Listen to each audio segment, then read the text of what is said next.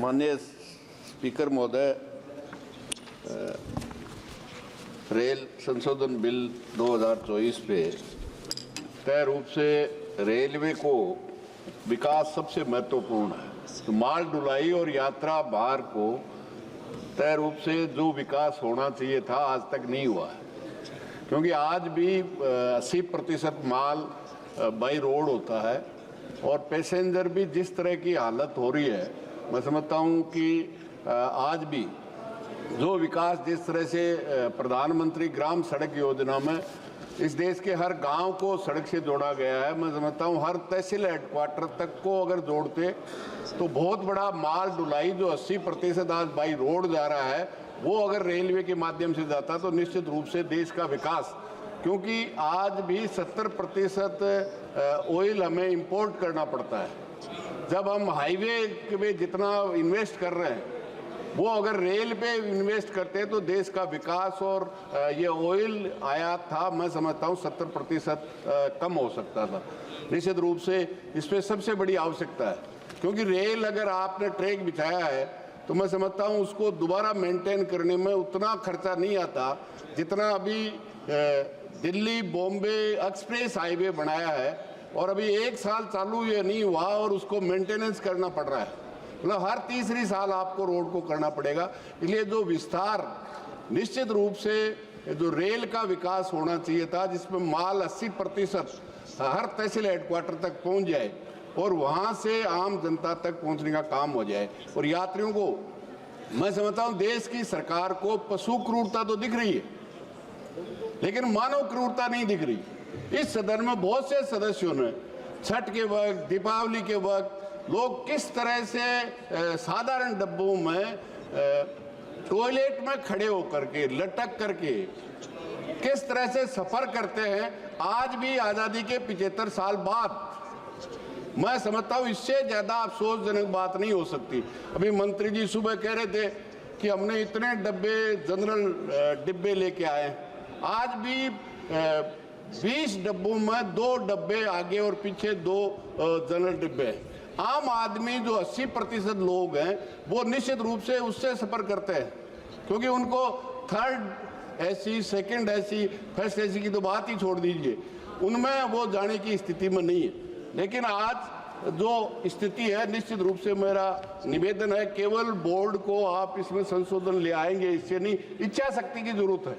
मैं समझता हूँ बिजली पे इलेक्ट्रीफाइड किया है। शेखावाटी वो इलाका है जो सबसे ज़्यादा सैनिक इस देश के हर सेना के हर आपके कैंप में मिल जाएगा, हर अर्धसैनिक में मिल जाएगा, हर व्यापारी शेखावाटी का हो जाएगा। लेकिन सबके लास्ट में ब्रॉड गेज हुआ है। जब पूरे देश में कोई भी मीटर गेज नहीं रहा उसके बाद में हुआ है। निश्चित रूप से आप देखिए, एक तो आपका आपने express highway Bombay to Delhi बनाया है और एक कॉरिडोर बनाया है जयपुर से लेके बॉम्बे तक।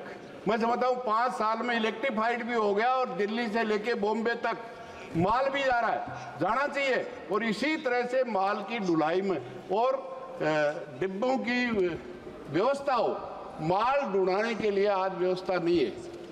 तो निश्चित रूप से मैं कहना चाहूँगा ये जो हालत है निश्चित रूप से उसको दूर किया जाना चाहिए। जहाँ तक कोरोना में जितने भी छूट थी, जो वृद्ध पर्सन थे उनको 30% छूट थी, जहाँ से आपने बुकिंग बंद कर दी, जहाँ ठहराव बंद कर दिया, मैं नहीं समझता कि आप कोरोना जाने के बाद आज फिर उनको लागू नहीं कर रहे हैं। मंत्री जी कह रहे थे हम 45% छूट दे रहे हैं। क्या उन वृद्ध लोगों को, विकलांगों को जो रेलवे में छूट मिलती थी आज कोरोना समाप्त होने के बाद में भी आज नहीं मिल रही? तो निश्चित रूप से उनको वापस रिस्टोर करने की आवश्यकता है। मैं निवेदन करना चाहूँगा मंत्री महोदय से कि शेखावाटी जो सैनिक एक्सप्रेस है जो जयपुर से दिल्ली तक आती है, निश्चित रूप से वो हरिद्वार तक जाए। और दूसरा जो आसाम से आती है वो दिल्ली तक आती है, उसको झुंझुनू सीकर होते हुए अजमेर तक उसको चालू करेंगे तो शेखावाटी को फायदा होगा। दूसरा मेरा निवेदन है सभापति महोदय, जो अंडरपास आपने बनाए किस तरह से भेदभाव है। देश में जहाँ भी शहरी क्षेत्र में अंडरपास बना है वो कवर्ड है, क्योंकि वह आदमी रहते हैं।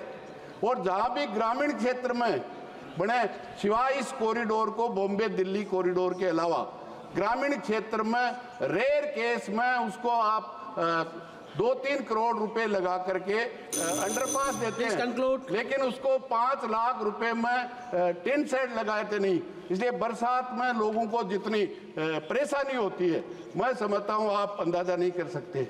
8-8 फीट पानी भर जाता है। आपने टेंडर कर रखे हैं, ठेकेदार क्या 1 मिनट में जितनी बरसात होती है 1 घंटे में होती है, आप ड्राई हो सकता है? जब आप 5 करोड़ 3 करोड़ रुपया एक अंडरपास के लिए लगाते हैं तो 5 लाख रुपए में कवर नहीं कर सकते। इसलिए मेरा तो आपसे निवेदन है, निश्चित रूप से इसका विकास किया जाए। केवल बोर्ड देने से नहीं होगा, निश्चित रूप से।